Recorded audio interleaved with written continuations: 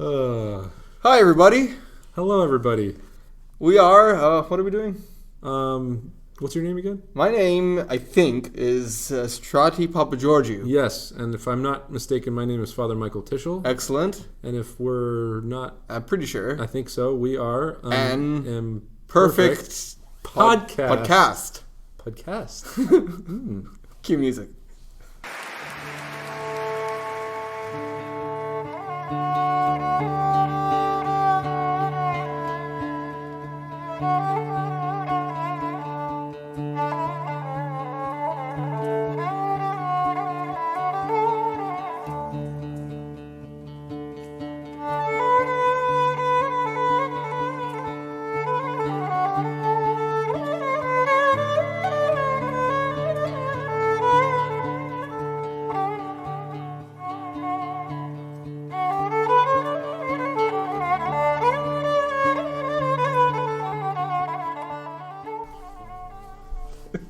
Beautiful, Strati. What a way to kick things off this morning. I feel refreshed. I do too. And I'm going to have to make another comment about your shirt because it looks like you have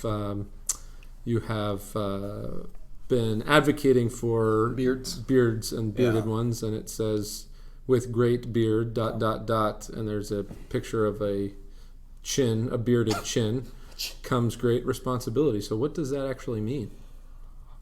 I don't know.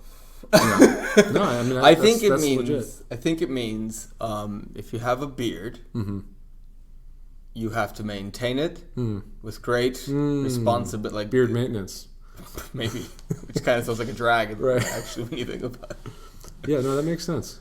So you're sort of saying that, for people that have beards, they can't just leave it unkempt. And, I mean, you could if you're a monastic, right? Or, that's really the only exception I can think of. Otherwise, you better. I mean, you should. You better comb that beard. You better put a little if it's long beard wax in there and some oil and maybe a little trim here and there. That sounds terrible. Oils. Or you could just let little birdies grow in there. Little nests. My coffee's lukewarm. It was warm. It was hot when I. You know what you should do if your coffee is lukewarm? You know what you're commanded to do is spit it out. Yeah, if it's in your mouth. Well, I'm not just gonna lukewarm, spit it out. Revelations, not hot, not cold, lukewarm. So I'll spit you out of my mouth. See, I haven't. Sorry. Yeah. Brush up on my revelations. Don't go too far with that. Right, I've heard. Yeah. That's okay. Just Father Panagoti once did a class like a year long. About Revelation. Oh, well, yeah, I would have liked to. And people would get because there's very specific a half an hour then passed. Right. And I remember we spent a half an hour discussing why did it say half an hour. Like people in the class just could not get it. Why a half an hour? What's the significance? I'm not sure there's any. It's really, I think, the final take from it, from all the other crazy things that go on in the Book of Revelation, like seven-headed monsters and with crowns on their heads. Some good stuff. So yes, we are talking about control. Control and potentially, probably nuns. Not to be confused with NUNS. Right, not monastic nuns. Not monastic nuns, but rather NON. Lambastic nuns. Lambastic whatever nuns. That means. I don't know. Fantastic nuns. Fantastic people. NONES. And what are we talking about exactly when we talk about those people? Well, essentially, when you get a piece of paper, when you're filling out a form and it asks you what religion you are, right? Like, are you Christian, Muslim, Buddhist, Jewish, or none of the above? Yep. Or none. No religion. You check off. And you check off none because you say you don't belong to any religion. Right. And it's been on my mind recently since we watched Becoming Truly Human. Yeah, which it's a really good. I think it was really good. I've only seen it once. Yeah, I've seen it twice. Right. So that's one more time than you've seen out. It. Right.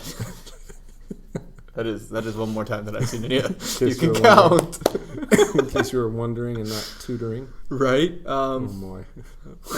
1, 2, wonder. Anyway. So anyway, yeah. So control. I think that was a topic to discuss. We came up after the last time we met, like after we closed out, and we said, what should we talk about? And well, because if I remember correctly, we were talking about responsibility, and one of the things that we were discussing is responsibility, even just from the word itself, has to do with the ability to respond to things in life. And there are kind of two levels or two layers where there's like, we've got all these responsibilities, plural, sort of like the Martha complex, Mary, I guess you could say. Yeah, like the Martha-Mary dynamic. Martha complex? Yeah, I mean, No, it's just, Martha, kind of like an endless amount of to-dos and checking things off. Anxieties. Right, anxieties. And Mary is doing the one thing needful, which is sitting at the feet of the Master and listening to his teaching, listening to his word. And the ability to listen, the ability to receive, sort of automatically presumes that we've let go. So there, in many ways, the most responsible thing that a human being can do is to let go. Yeah. Right? Which leads us directly into this theme and topic of control. There we go. Look at you tying knots and bows and all that stuff. That's amazing. See? I forgot everything. That's okay. That's all right. That's I'm like a clean slate. Which is wonderful. I'm like for a newborn topic. baby. Little hairier, but anyway. Fair. Slightly, a little taller. Slightly hairier. I have my hair a little. My hair. I have my life a little bit better put together. Yeah, definitely. Right. All right. So yes, control here. Control. Yes. Yeah, I think most of our anxieties come from a fear of control. I know I can speak from personal. A fear of control or a fear of letting go. Yeah. Of releasing control. Of releasing our control over a situation. Sure. Right. Is that kind of what you're? I think that that's what I'm getting at. Like releasing, like leaving it in God's hands. Let's say like I'm not going to have control over it. I'm just going to see what happens. Yeah. Obviously I'm not just going to, start allowing things to fall off. Like I'm not just going to not bathe. That'd be catastrophic. But right. I'm not gonna be like tensing continuously. Right. And dreading. Sure. Am I going to be able to do this thing? Sure. Or am I going to be able to get to this point I want to get to? Yep. Just kind of like relax, and sort of like give it to God to some extent, which is huge. It's huge and it's terrifying. And I think as you were speaking, one of the things that came to mind is the relationship between control and trust. Right. Because I think if we were to boil it down, my inability to let go, at least on one level, on the surface level, is based on my inability to trust whomever I'm abdicating my control to. And I think it's exceedingly, it's even harder because, I see you right now. I hear you. I don't see God right now. I mean, maybe on some metaphysical level I'm seeing. I don't. You know what I mean, though. I don't seeing with the. We don't see God with our visual, with our actual physical eyes. Exactly. So I'm not seeing Him right now. So it's essentially it's just putting your trust in something you don't see does not come natural to a human being. Yeah. You're not. When you're born, you see your parents. You know they're there. You don't see Him. I mean You know what I'm saying? He's everywhere, pantahuparon. He's all encompassing, but you don't see him. And I think that is part of the struggle, the initial struggle, anyway. Well, this is an interesting point because this whole question of being able to see, right? And like our ability to trust based on sight or not sight, and I think it's a really good question because,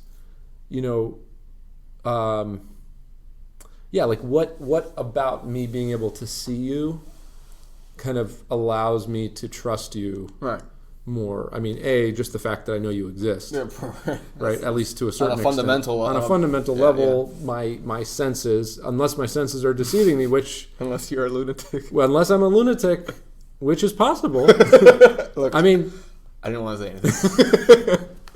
My wife might might agree with you there, but Daddy, like the children, like yeah, mommy. Well, people hallucinate, right? So it's like yeah. There is the possibility of our sure. senses deceiving us. So Sure. let's just admit that. Mm-hmm. But by all intents and purposes, my senses are some of the strongest means by which I perceive reality and have sort of a concrete assurance that something is real, right? It's like I can touch it, I can taste it, I can see it, I can smell it. Okay, therefore there's some. Yeah. It's real. It's not just in my mind. It's right, not just, right. So yeah. So can we see God on that level? Well, I mean, some people have certainly, claimed to have experienced. I like that you said claimed. Yeah, claimed to have experienced spiritual realities and spiritual phenomena on a physical level. Which right? takes me to something on Twitter, because I manage the TrisagionFilms Twitter account, so I see all these things. Yeah.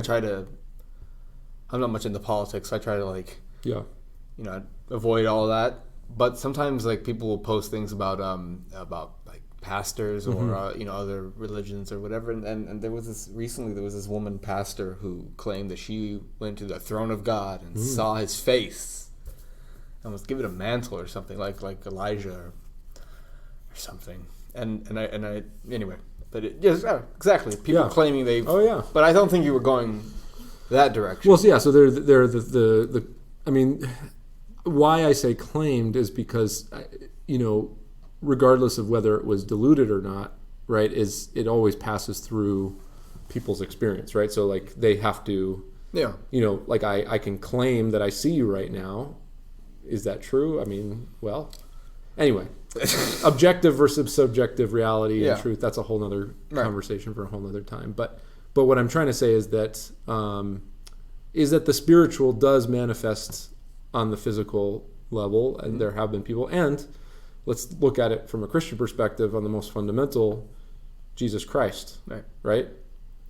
Yeah. God and human being inhabiting time and space with a physical body, right? So whether or not I have the ability to see Jesus Christ face to face in a physical way is one question, but then also even just taking it back to on a historical level, there was this person named Jesus Christ, which we have various eyewitness accounts and testimonies, both from his followers, but even from Josephus and others who weren't who mentioned him and who weren't necessarily his devout devotees, and so there are these eyewitness accounts of a physical person who also himself made claims to being something more than just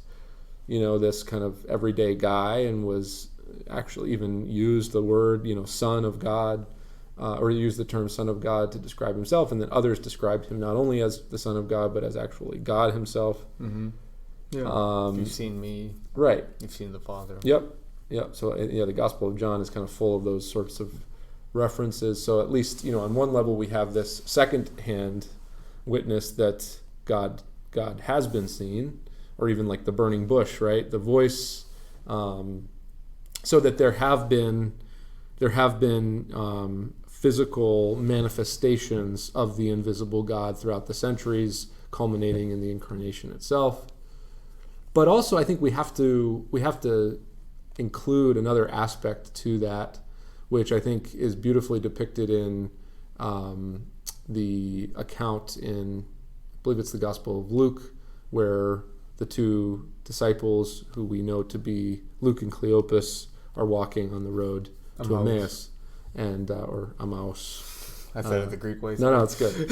Emmaus. Whatever. Yeah, they're walking on the road, right? And this is after they don't recognize him. Yeah, after Jesus is crucified and raised from the dead, but they don't know that. They just know that he died, and that there are certain claims about. Right, they've been hearing things. And here they are walking on the road, and Jesus comes to them. He walks alongside them, but they don't see him. So he's physically there. Is that interesting? Right? Physically there. Yeah. But and it says specifically that their eyes are kept from seeing that it was Jesus. So it's not even that they didn't recognize him, but there was some sort of invisible hand kind of blinding. So interesting. Yeah, so interesting. And it gets even more interesting because then they're talking and they're obviously very grieved about losing Christ and the Messiah and they have this interchange and they say, are you the only one around that hasn't heard about this news? And they tell him what the news is, and Jesus goes on to reveal to them more about himself in Scripture, and kind of opens up Scripture to them. And at the time, they still don't really recognize anything. But what does happen is, as they conclude their journey together, he makes as if he's going to continue on, right? And they constrain him to stay with them, and they show him hospitality. And I think all of these actions are significant. He doesn't force himself on them, right? And it's only when they have sort of manifested this expression of love, not even recognizing who he was, but of desiring to host a stranger, right? Of showing philoxenia, right? Mm-hmm. Bringing him into their house. And then he breaks bread, and it's in the breaking of the bread that their eyes are opened. It's in the Eucharist that they're able to physically. Isn't that funny how it all leads back to it? All leads back to the Eucharist, that they're able to physically recognize him. But then here's the other fascinating aspect. Then, as soon as the bread is broken, as soon as they recognize him, he disappears from their midst. And then what happens? Then they look back on their walk with him, and they said, "Did not our hearts burn within us as he opened up the Scriptures to us?" So at the time, they neither recognized him physically, nor were they aware of that sensation within them of their hearts burning as he opened up the Eucharist. But it was Scripture rather. But it was only in this realization after the fact that they recognized a point of recognition that was beyond physical sight, and that was their hearts burning within them. And there's so much there. Right. No, I mean, there's so much there to unpack. As far as being able to, trust an invisible God, and visibility, invisibility, recognizability, unrecognizability. In other words, I think we live in a very, and I say a lot of these things probably not fully comprehending what they actually mean historically, philosophically, whatever, but I'm told that we live in a very objectivist culture, in the sense of like everything has to be boiled down to kind of do rationalistic, right?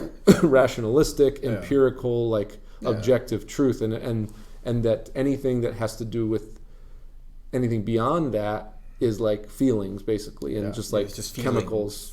It's just feelings, that's what feelings. It's what I've heard, in criticism of Star Wars. Yes, I'm going to bring up Star Wars in this podcast. Good. Yeah, I'm a fan. Well, on and off. Anyway. Yeah. So but that people who prefer Star Trek to Star Wars, because Star Wars is just a bunch of feelings. Right. There's so many feelings in it. Right. It's a feeling. Yeah. And they prefer the objectivity and the just cold science. Kind of. Cold hard facts, right? Basically, I mean, to say that Star Trek is just cold hard facts is. Right. Yeah, right. It's not quite that, but yes. But where's the focus? Where's the kind of? Yeah, it's on cold hard facts. It's on. It's on humanism and rationalism. That's what Star Trek's all about. Yeah. A reality where humanity evolves through the means of knowledge through science, and that's it. Actually, yeah. Humanity is now evolved. Like we're no longer fighting. We're just no longer like, I don't know. I've even heard, like in the shows, like no currency. Like you're just we're perfect. And the future is perfect. And there's no religion. They never mention religion in it. And anyway, but it's a narrative. It's kind of like the playing out of this humanistic narrative. Of completely. Like our evolution as humans. That the more evolved we are, the more scientifically oriented we are. We kind of put aside these like primitive, kind of ignorant, blind, superstitious, religious kind of tendencies, and that's a very specific narrative. You know what I mean, and we have to kind of like, I mean, people who subscribe to that narrative would, I think, very, very kind of very concretely and with a lot of certainty say that it's not just a narrative, it's truth, it's reality, right? And for us, in many ways, we would say, well, no, that's not true. There's an alternative narrative. And I think one of the things I've appreciated from my studies and kind of dipping my foot into the philosophy of a Canadian philosopher by the name of Charles Taylor, who wrote this huge 900-page book called The Secular Age that I'm starting to listen to on audiobook right now, is this notion that we've got these competing narratives, right? We've got the narrative of those who are sort of the unbelievers, right? And we've got the narrative of those who are like the maybe more like religious believers, right? And the thing is that that each of those narratives are haunted, or the people that subscribe to each of those narratives are haunted by the possibility that the other narrative could be true. Yeah. And I think that both identifies an underlying anxiety, I think, that I've always struggled with ever since I had the ability to kind of think about things a little bit more, deeply, like maybe starting in high school or whatever, was just that anxiety of like, okay, I subscribe to all this. I grew up in this tradition. Like I believe that it's all true, but then there's this what if, right? But I think it's equally as fascinating, if not more so in my mind, that somebody who is a devout unbeliever is also always going to be haunted by the possibility that what if, and so we're these kind of like parallel narratives that are like haunted by each other's, belief system, you could say, and that is what Charles Taylor calls living in a cross-pressured universe, where there are these kind of like, there's like these like cross pressures, like you are you have a certain orientation, but there's this cross pressure that's kind of like pushing against you a little bit, and then other people have this other orientation, but they're being pushed against by and so there's this feeling of this there's a cross pressured feeling, right? And it's basically this idea that it's kind of a fragilization of belief systems because of the possibility that somebody else's belief system could be true. But ultimately, the thing that my takeaway with all of this is actually not like less belief, or not even like relativism or nihilism. It actually brings me to a place in some senses of kind of gentleness and sensitivity about things, because it's like, all right, certainty. Okay, maybe there was a sense in which the pre-moderns had a level of certainty about things and were not haunted by the possibility of disbelief, and that's what he gets into in his huge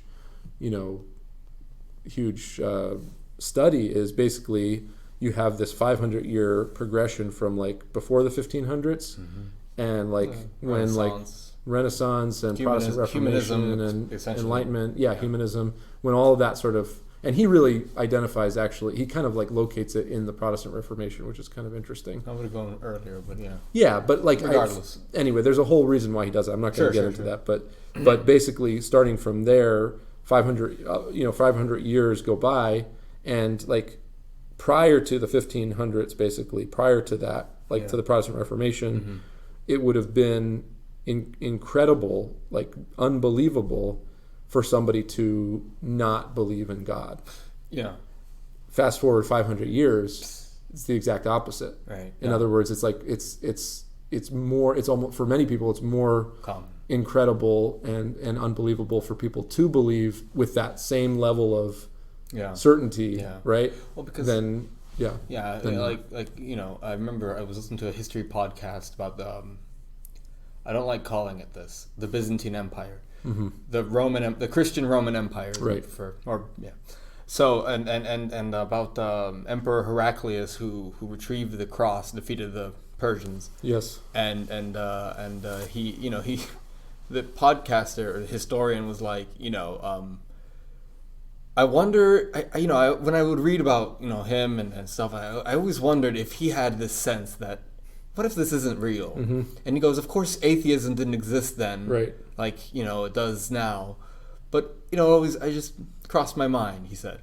And I think that people, so many things have happened. I mean, so many things have happened since, what was that, 7th century? Early 7th century. There was a mysticism to the world around them. They didn't know what was out. Okay, they could see the night sky, obviously, but they had a mystical. Sure. They leaned towards the mystical, right? And it's what or not being able to explain something. It's what Charles Taylor talks about as being an enchanted world versus a disenchanted. Right, exactly. Yeah. And it's like they didn't know, they couldn't explain things, and so they, some people might call that superstition. Sure, when a volcano erupted, people say, oh, that's God's anger and stuff, and we know that it's not God's anger. No, it's not. It's a natural occurrence that happens on this planet. Yes.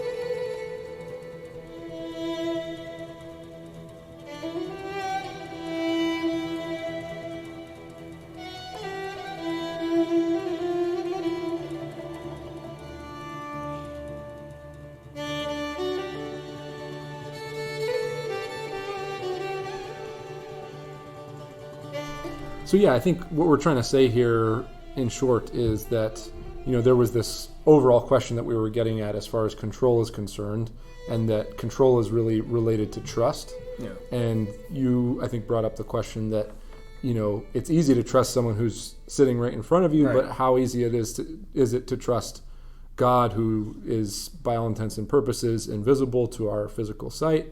And I think this whole conversation so far has been an attempt to try and nuance that a little bit, and to show that this sort of instinct to, or this assumption that you can only trust something that you can see, is really based on a very long development within our society, from pre-modernity all the way up until today, that has sort of turned us into these very rationalistic, very kind of individualistic beings that really don't see the reality or the value or the reality of anything beyond what you can see, touch, taste, smell.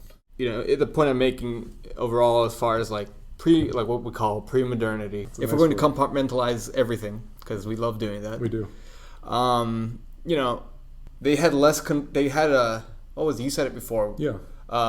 They had a less control over the world. Right. There was not this, or seemingly less control. Yeah. There was not a pretense of control. Like they didn't pretend that they had any control. Right. There were these forces, these external forces around you that sort of did what they wanted to, whether you liked it or not. Yeah. So whether they were good forces or bad forces. And then they would attempt to explain those forces through something mystical a lot of the time. Yeah. Like as you were mentioning, like natural disasters, like a volcano or earthquake. Right. And even just these like the influences of various spirits and things like that. There was this sense that someone could be influenced by an evil spirit even if they didn't want to be per se, and that they would then go to the priest or to the doctor or something like that, and then they would have some sort of prayer read over them, or they would take some sort of potion or something like that, and that would kind of be able to heal them.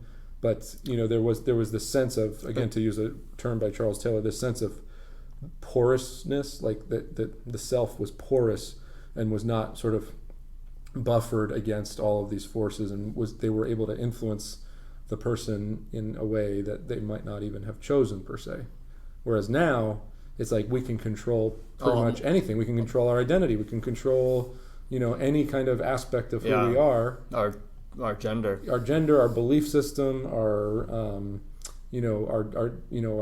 various beliefs, even in health choices and things like that. I mean, everything sort of emanates from basically the fact that I am an autonomous mind, right, and that I can sort of control my reality around me. Mm-hmm. And there's only a very thin kind of layer, or very kind of like very small amount of residue, you could say, from this previous age, as far as like my ability to influence or control you. Yeah, and it's very interesting because I think that I always every time I hear somebody say, "Well, how could God allow my father, my brother, my whatever, somebody I love die?" Sure. And all I can think nowadays is generations of people died. Sure.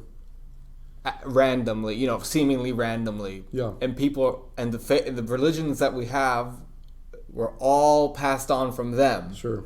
So it's really truly a modern thing. Well, I don't believe in God because he let my mom die. Right. And it's like, well, people used to just die at this, a lot more. Like they died, we don't know why they died. Yeah. And it's just a very modern thing to. Yeah. This lack of control. Exactly. We have to be able to control everything. Exactly. It's a power dynamic in many ways. It's like, if I can control it, then I have power over it, and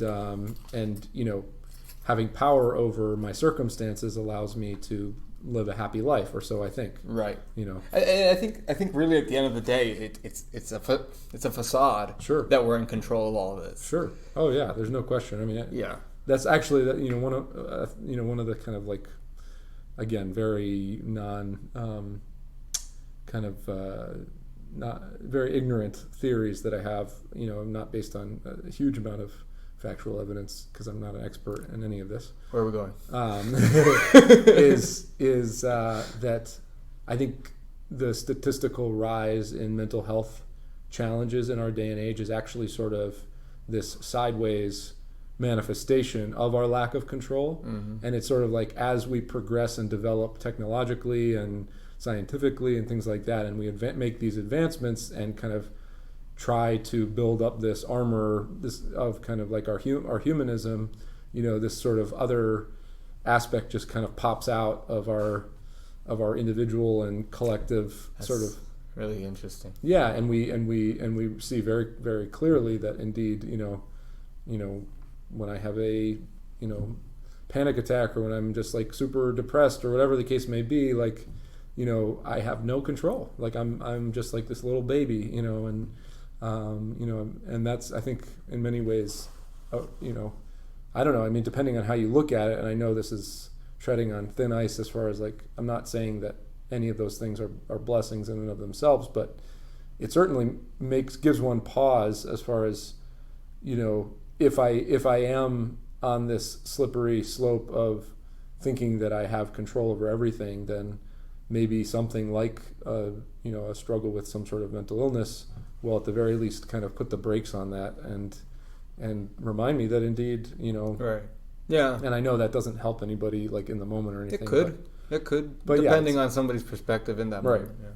But so all that to say that the notion of control. I think you're right, and I think it does underlie a lot of issues that we deal with, and that question of why is God doing this or that, Because I hear that so often. Sure.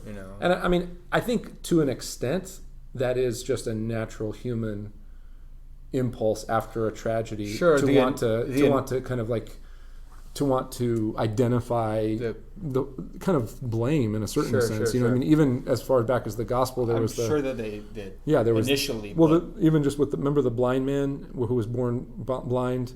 He was blind from his youth, and I think it was the apostles asking Jesus, who is at fault, this man or his parents, who has sinned. Yeah. So even then, there's this sense of like, well, who's to blame for this thing, right? And they didn't say it was a God or Right. Well, in this way, actually, Christ, in some senses, puts the quote unquote blame on God by saying that he was born this way so that for the glory of God. Yeah. So that in the sense that when he's healed, then it will be right. revealed that God is a great opportunity. Is kind of what he. Yeah. Yeah. But I definitely agree and see your point as far as like how things developed. Even like the medical revolution that kind of gave this sense of optimism and hope for humanity. Yeah, it's human, and I think we use the word humanism a lot. And if somebody doesn't know what exactly that is, I mean, essentially it boils down to a belief in humanity, a belief taking in and of itself. Yeah. Taking God out of the equation for a minute or completely, and making humanity the thing that you're going to believe in. Yeah, that the evolution of humanity. Yeah, that it will bring forth, for lack of better words that I can come up with, eternal life. Right. And the history of that is a whole other topic. You see it in the Renaissance art where they start to focus so much on the human body, the male and female body, and they. And then from there it goes on. But it's interesting how control, I think, may be one of the biggest topics of the 20th and 21st century. I mean, control is such a huge deal. I mean, forget political control of governments and things like that. That's not even...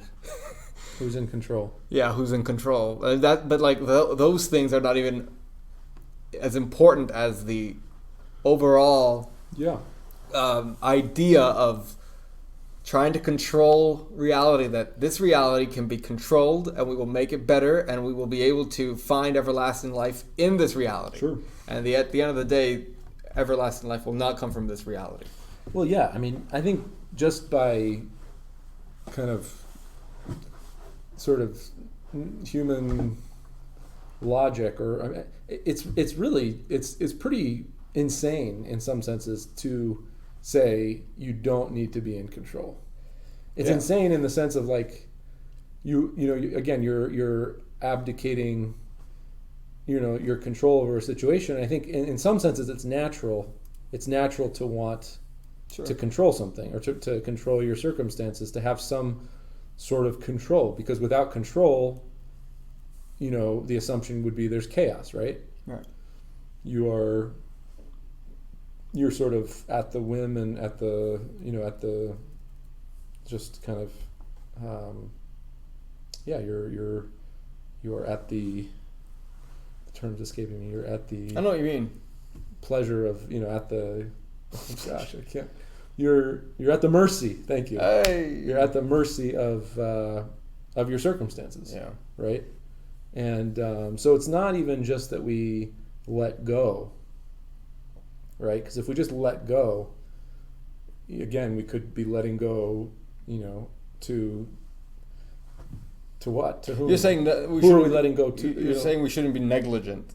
Well, or just this. Yeah, I'm just kind of exploring this idea of control and how, again, in some senses, I think it's natural to not want to let go and to want to maintain some level of control over one's life, because if you don't, then again, the assumption is that you're just going to enter into this state of chaos, right? And I think that just begs the ultimate question of are you letting go, and are you abdicating control to this kind of impersonal force to this kind of like nothingness, to this kind of chaotic something? Or are you abdicating control to some personal being that is the source of it all, that ultimately is not chaotic, but is beyond our sort of understanding and our notion of order, has an order of its own, the divine order of things that's ordered everything, and even if something looks chaotic to us, it might be very ordered to God. So it comes down to that fundamental question of what do we believe about what's beyond us as humans? There's a really great story from somebody's account with Saint Paisios, and it was actually when we made it was a quote unquote trailer for our documentary on Saint Paisios, mm-hmm. and this person was driving him. He didn't know how to drive, I guess, and he was driving him to Strati, the women's monastery mm-hmm. that he founded, Paisios, where Saint Paisios founded. Mm-hmm. And on the way there, he asked him a question. He asked him, "What is God like? Now, what is he like?" Mm-hmm. And suddenly Saint Paisios lowered his head and started to pray. And in that moment, this I don't even know, he opened up mm-hmm. the heavens to him. He opened up. He could see into the sky, into space. Mm-hmm. The driver could see all of mm-hmm. far out beyond the earth, mm-hmm. and he realized in that moment, rather he had been worried for a long time about the state of affairs of the world. Yeah. And in this moment, that's not even the question. What is going to happen? He didn't ask him that. He might have maybe earlier. Right. But he then realized God's overall sort of control or rather presence, yep. that this providence. Isn't providence, that this isn't he's not just letting this ball spin wildly without what's the word? Yeah. Without any order. Without any order to it, or without yep. being aware of it, or without his presence being there. Yeah. And so but in that small prayer and then which led the driver to ask the question, who is this? Mm-hmm. This Paisios? Who is this? Who with a small prayer can do such amazing things? But that's yeah. But yeah. So I think the unseen reality of it all. Yep. Is that it's hard to swallow. I don't see things from that perspective. I don't. So maybe we can make that connection in saying that sight, there is something about sight and control. Sure. Right? I'm not saying that you can't see things, or that there should not be any affirmation of our placing ourselves into the hands of an invisible God. In other words, if there's no pushback, if there's no reciprocation, right, then the once Father Maximus and now Bishop Metropolitan Athanasius of Limassol says, then we're just religious ideologues, right? It's just we have this idea that there's a God out there, but we have no firsthand experience of that, mm-hmm. right? So there is definitely a value and an importance in having some sense or some taste of the reality and the presence of God. But I guess my question is, there does seem to be some element of, well, if I can't see him, he doesn't exist. Right. And that, to me, smells a little bit like a desire to control God. Oh, for sure. Right? For sure. And to kind of, place him within the confines of my system and my way of. I think I've brought the ancient Greeks up multiple times, and mainly because of their attempt to control the gods. Yeah. They were, they saw that, first of all, the gods were pretty much like they were, right, or like we are. Yep. Pretty petty. Yep. But with no restraints, right? Because they were gods, right? And they would, so they always tried to find ways to even trick the gods. Yeah. Where they would carve out part of the sacrifice that was the best part of the animal, and then burn the rest of it, saving the good part for themselves. To trick them, to trick Zeus into giving them a good harvest. As if he wouldn't know that they had done right. that. Yeah. And that, I think you're completely right. Saying, well, I can't see God, or I can't put him in a box. It's like trying to control him. Yep. That you somehow are in control of this beyond comprehension deity. Sure. And kind of like, who do you think you are? And I'm not talking to anyone in particular. I'm talking to me. Well, there is that one person that I love. There is that one guy. Yeah, I'm just kidding. You know who you know. You know who you are. No, but I think we all fall into that. Yes, absolutely. Like basically saying, like, if I can't see God, therefore God does not exist. Yeah. So who are we to draw that direct connection? Right, for sure. At the very least, we could say, well, I don't see God, therefore maybe I don't have the proper sense perception to see God. Yeah. Like, could that at least be a vague possibility? I think yeah, for sure. You. He pointed at the microphone. Yes. Yeah, no, for sure, and I think that's what people were trying to do in like the '60s in the States when they were taking I almost said taking the drugs, but they were taking drugs, LSD and mushrooms and all that stuff. Open up their kind of sense perception. And I was listening one day, or not once, but sometimes I listen to this thing where this guy reads trip reports. Trip reports. That's what he calls them. People who report what happened on their trip. On their psychedelic trip, and my goodness, some of the things that people describe, almost demonic. Yeah, at some point. I have heard from firsthand accounts. Sure. People that have done like what's it called, ayahuasca. You're right. Down Yes, in, that's some America. of those were the ones in the really, story. Really interesting things, but I could go on a while. Yeah. Yeah. Well, but I mean that is another example of control, though. Isn't right. it? That's an example of control. But it is also an example of the spiritual realm, opening ourselves up to the spiritual realm in a negative sense, right? Yeah, well, it's almost like opening up the spiritual realm in a uncontrolled environment. Yeah. If we're going to talk about control. Sure. Because you're just taking a thing. Right. You think you're controlling it by opening yourself. Or maybe you don't think you're controlling it. I don't know. You don't know what you're doing. Right. Maybe. Right. Yeah. And in doing that, you're inviting anything to you.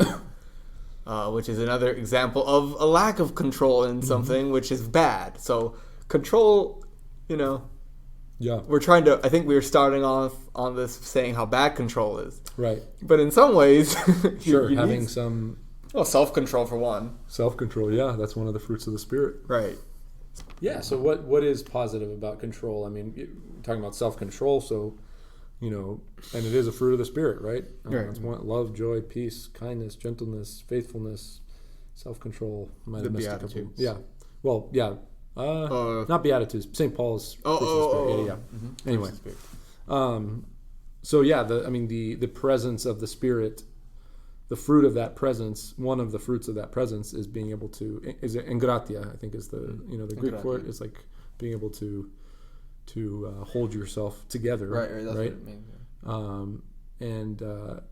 It's interesting. I mean, again, this whole time we've been talking about how control, like having a tight grip on things, not surrendering, not trusting, is sort of antithetical to, the Christian understanding of God and of being able to surrender to this, at least physically invisible in this moment. God,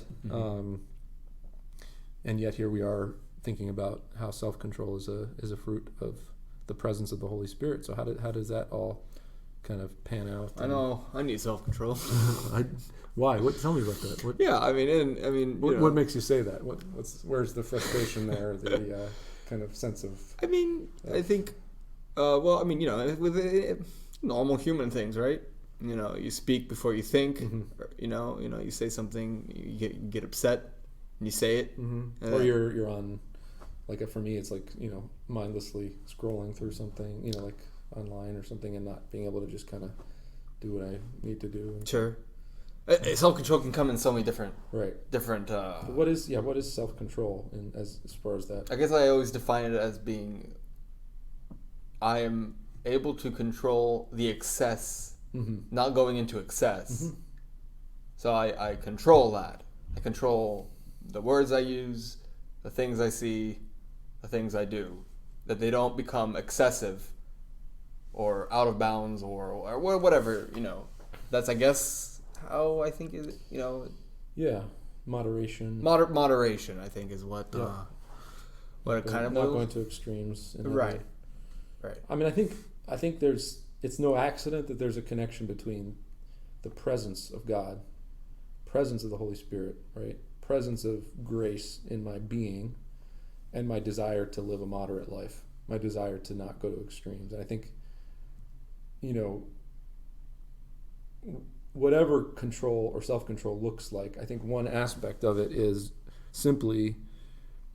this sort of like experiential journey of experiencing the Holy Spirit, experiencing the presence of God, and then in my fickle human state, I overeat, and then I lose that experience. Why do you lose it? Well, I mean, why do you lose if you overeat? Why do you lose it? Why would overeating? Yeah, for instance.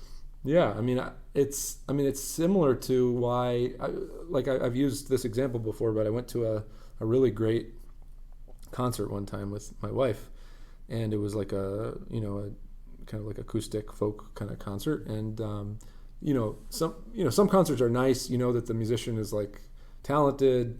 It's like, okay, that was nice, but and then you go away and it doesn't necessarily like have an impact on you.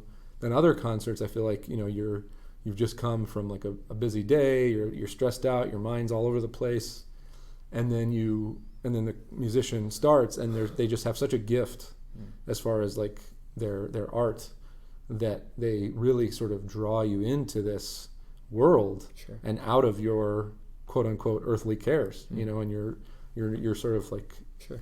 It really impacts you in a really powerful way. And this was one of those musicians, and it was a dinner theater, so we had the opportunity to eat as well. And I had dinner, I had dessert, but I didn't overstuff myself.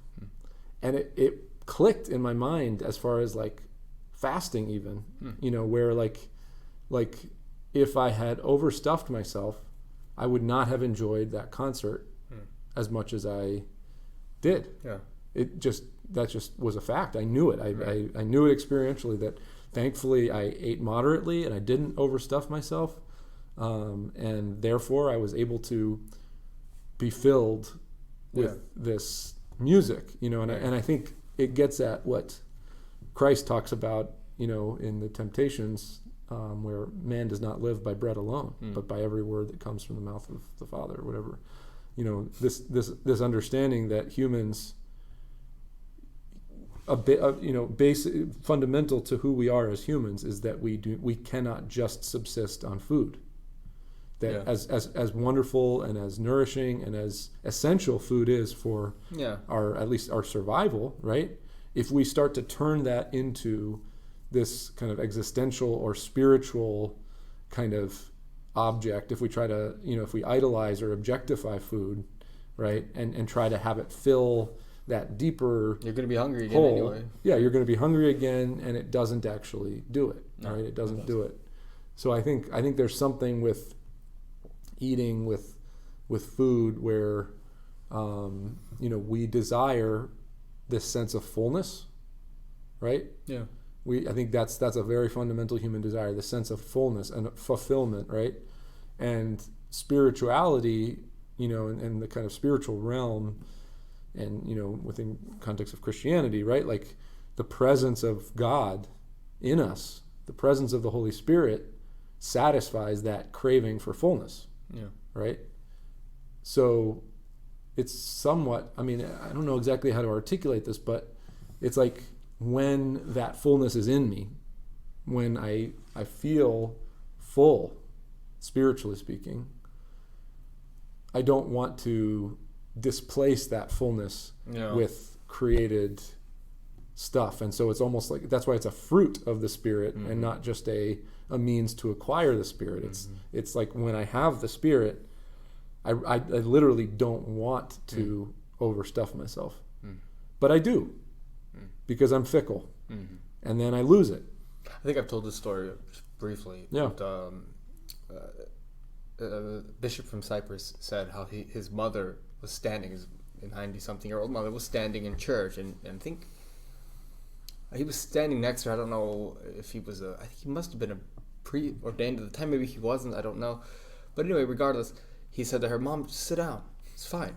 And then she went to go sit down, and then she stood right back up, and she go and he goes, "What are you doing? It's okay." And she goes, "No, I'm losing the connection." And we have to. I think we have to read those and sort of understand those stories very delicately, in the sense that a rough interpretation of that, a sort of don't stand in church. Don't is sit like in church. is like it's kind of like a legalistic right. No. Or that personal. she was somehow kind of like compulsively not able to sit because she felt this guilt or something, No. And that has nothing to do with it. She literally felt the Spirit leaving her, because there are two competing comforts. There's the comfort and the consolation of the Holy Spirit, and then there's physical comfort, of this world, if you may, of this world. And when we have tasted of the divine comfort, then we start to become educated, I guess, more aware of it. More aware of it, and then also we learn what increases it and what diminishes it. And for many people, indulging in food and physical comforts and things like that, it's a very experiential thing. It's not theoretical. It's not moralistic. It's like experientially, I feel this presence. I feel this fullness. I feel the sense that this is what life's all about. It's very easy to do it. Yep. And then one judgmental thought, or one prideful thought, or one extra cookie, or it's like we all do this, right? And it's like a lifelong pedagogy. It's a lifelong formation, as far as like how to hold on to, not control, but how to preserve the presence of God in our lives, the fullness of life, right, in our lives. And you're right, it's not control. No. It's not, because control would be because there are times, I think, even when we didn't do anything wrong, or maybe there's a kind of a subtle pride that creeps in, or whatever the case may be, where God's presence, the perception of God's presence, or God's perceptible presence, takes a step back. And there's nothing we could do to like control that in a certain sense, right? Even Christ on the cross said, my God, why have you forsaken me?" Right? So I think that's a very human experience. So it's not that we're controlling, it's that we're learning, we're being educated, we're being formed experientially as to how to attract grace, how to attract and preserve the experience of fullness. Because it's given, it's not... It's a gift. It's a gift. Yep. It's not a possession. It's not a possession. Yeah, that's the interesting thing. The saints are not possessors. They're vessels. Right. That are being filled. Right. Yep. Watch Vessel of Grace. Beautiful. Of our documentary on St. Paisius. Yep. Yeah, exactly. They're not possessing any of it. It's not theirs. Yep. I mean, it's theirs as a gift, but it's not a gift that they put in their pocket and hold on to. Because the moment they do that, anybody does away. that, it'll go away. Because and I think, if I may, I think this might be a nice way to kind of tie things up. Sure. Is that ultimately the answer to control is seeing everything as a gift. That in other words, my need, my addiction, my desire, kind of almost compulsive desire to control everything, right, perhaps might start to diminish the more I cultivate this awareness that everything has been given to me. that it's not my possession, that even this very life, even my very existence has been given to me. And really, the fact that we come and go. The fact that we come and go, yeah. Yeah, is an example of that this isn't, you can't keep any of it, right? Sure. I was in a play called You Can't Take It With You. Yes. You know, so I mean, it's just true, and the more we, this harkens back to before when we were talking about how advancements of medicine, this illusion that we can hold on to this life, this finite life, it's an illusion. Yeah. And that, I think everything's a gift. Everything's a gift. This life, the air that you're breathing, the lungs that you have are a gift. You will have them for a certain period of time, and then you will no longer. Yeah. And I think, I'd be interested to hear from someone who doesn't even believe in God, like who has kind of holds to more of an atheistic or at least agnostic view of things. But it's hard for me to imagine that wouldn't even resonate to an extent with them. Oh yeah, I think that because even if you believe that things just end at the grave, there's still a sense that you came into this world totally naked, right? Yeah. You're going to go out of this world without being able to bring any possessions, and everything in between, is sort of this experience of being formed and being given and being shaped, by life and by people, and how much control do we have in that regards over death and over, our mortality, and it's like, so either I sort of resign myself to this kind of nihilistic sense of kind of chaos and it's just all meaningless and right, which everybody has to make those decisions for themselves, right? Yeah. Or there's this sense that that I'm in many ways I'm a little peon. I'm a nothing. I'm a nothing. From that sort of Ecclesiastes and verses in the Psalms where it's like what is our life? It's just like this grass that just kind of from shoots up. Psalms. From the Psalms, and then just withers away. It's like snap and we're gone. It's like this moment. We could boil everything down to a moment compared to the millions and billions of years. And what's interesting is that in all of this, we've done more that humanity has discovered about the stars and all that stuff. Just makes us feel even smaller. In contrast to the humanistic and age and all that, right. Actually should really humble us. Yeah. And not in denial. Well, there is that tendency. There is. I've heard even this 10-year-old girl. I was sitting in a coffee shop one time, and she was with her dad, and she was basically spouting all this stuff that she had heard in science class, and being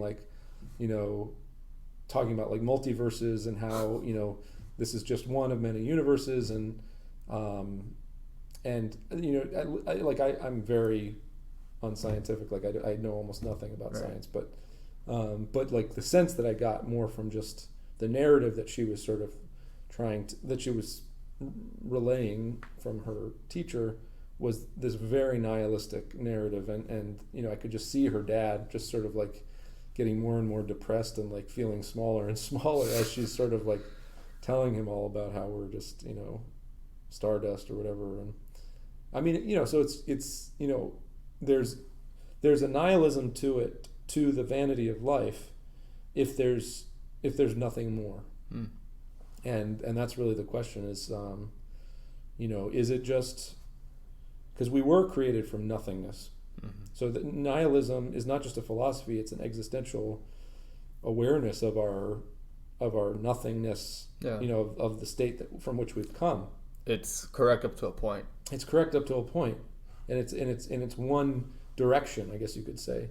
But then there's another direction, which is towards somethingness, and towards being with a capital B, and towards into the not just and kind of transcending even our humanness, and kind of entering into the realm of the divine and the eternal, and I don't think there's anything much more to say than that.